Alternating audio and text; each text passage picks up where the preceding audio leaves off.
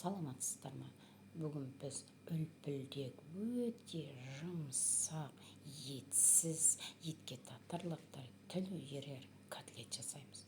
Бұл котлеттің айырмашылығы сонда піскен қарақұмығымызды мұздатқышымызға бір күн бұрын қойып қоямыз, мұздатып.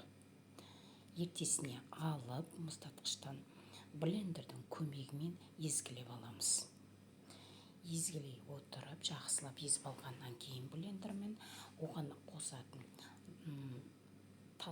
нанымызды, 2 жұмыртқа, қара бұрыш, ащы бұрыш, тұзымызды барлығын қосып араластырамыз жақсылап.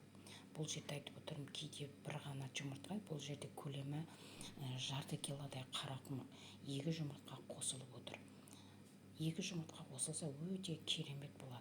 Жақсылап араластырамыз да, қызып тұрған майымызға салып, бұны ауыстыра отырып, домалақ пішінде ауыстыра отырып, екі бетін кезек пісіріп аламыз.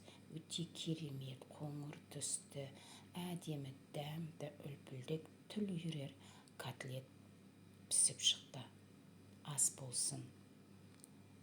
Видеом ұнап жатса, лайк, подписка жасауды ұмытпаңыздар.